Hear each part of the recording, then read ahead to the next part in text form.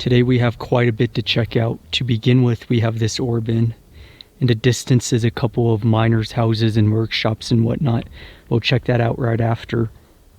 Then going this way, we have other ruins like a stamp mill and some mines and whatnot. We'll check those out later on the way back. And then continuing further up this canyon is an abandoned vehicle and some other mines which we're going to check out. So we have a ton to check out in today's video. Let's get going. Let's begin with this Orbin, which is a very well maintained one. I assume it's maintained by the Forest Service because I have passed by quite a bit of forestry signs and whatnot.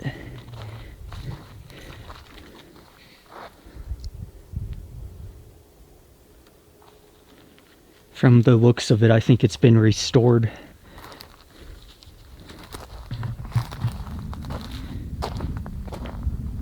Beginning, we have this workshop right there, the remains of one. Then right by it is this Orbin, really the main attraction.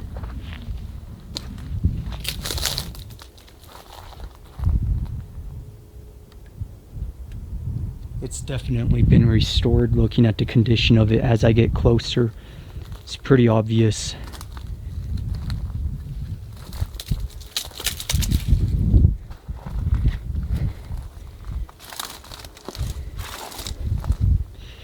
Then we have this incline shaft going down. It's been sealed up. It's funny how they kept a ladder when they put this grate on. Wonder how we managed to do that. Maybe they took apart the ladder and put it back on, because look how it's attached.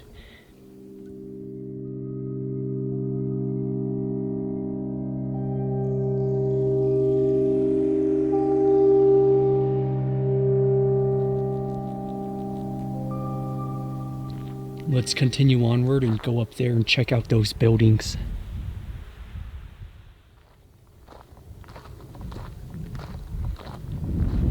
Beginning with, we have a incline shaft right here.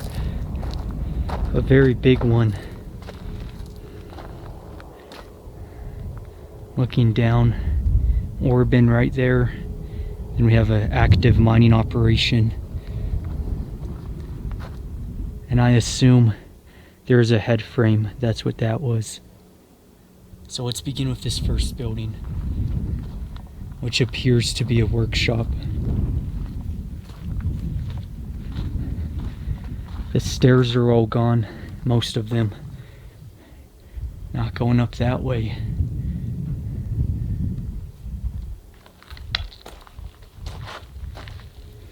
I am going to take it slow for this video, especially around these buildings, because I am in an area that's well known for its rattlesnakes.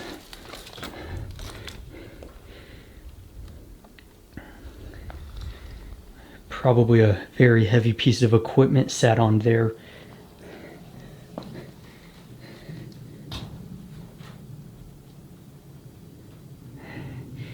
It's one empty workshop building. This whole wall's beginning to fall as well. That's just from the erosion on the side of the mountain. That's often a common problem at these mining camps. Once they become abandoned, the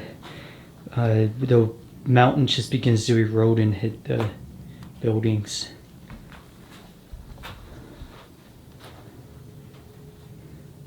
Let's continue forward. Looks like we have two other buildings to check out.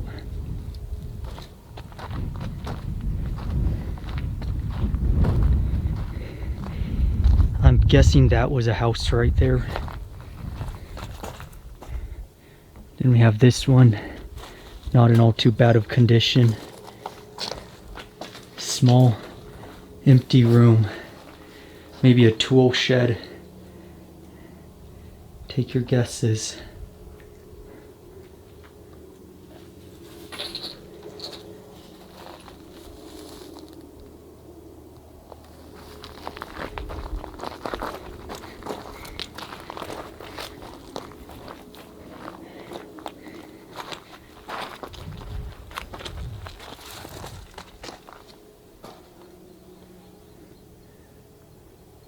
So this definitely wasn't a cabin, this was another workshop type building.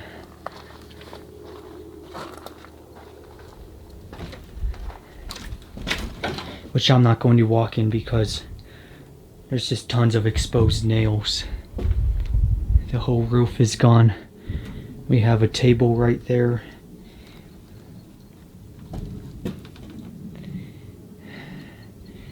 And then whatever that was used for.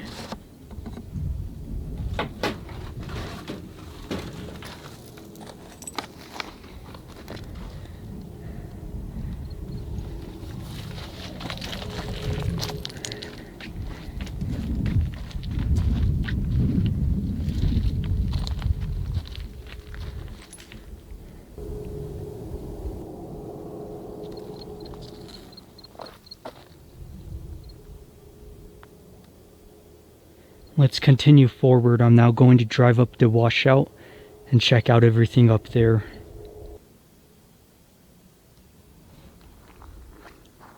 I have found a active explosives storage area. These two metal containers, they contain explosives. Fairly interesting. Never seen anything like this before. I found plenty of abandoned explosive storage rooms, but otherwise known as powder rooms, but never any active ones. Let's continue up the wash. Continuing up the wash, I have ran into a vehicle. Just sitting in this washout.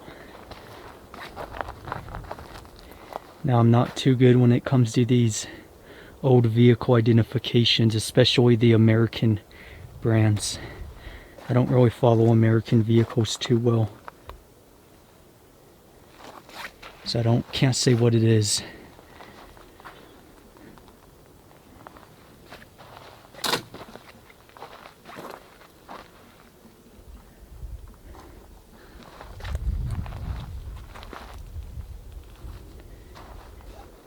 And each flash flood, you already know this is just getting buried more and more year after year.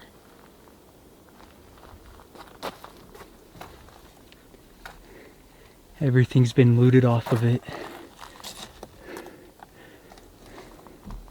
And it's always great to think about the story behind it. Why was it sitting in this washout? I have some tires that are obviously not part of this vehicle. Maybe the white wall is, but this ATV one isn't.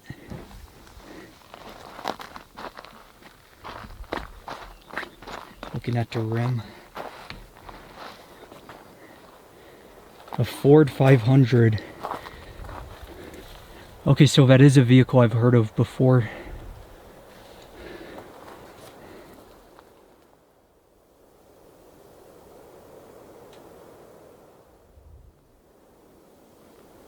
Let's continue up the wash and see what else we could find.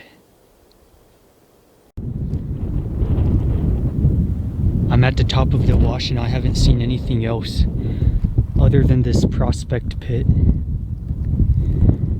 So let's continue back down and check out those ruins we didn't see at the beginning.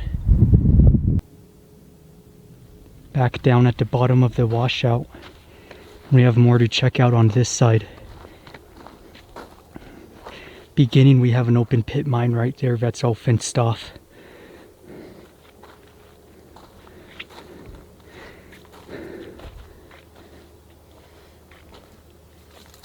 I'm walking very slow, looking for rattlesnakes.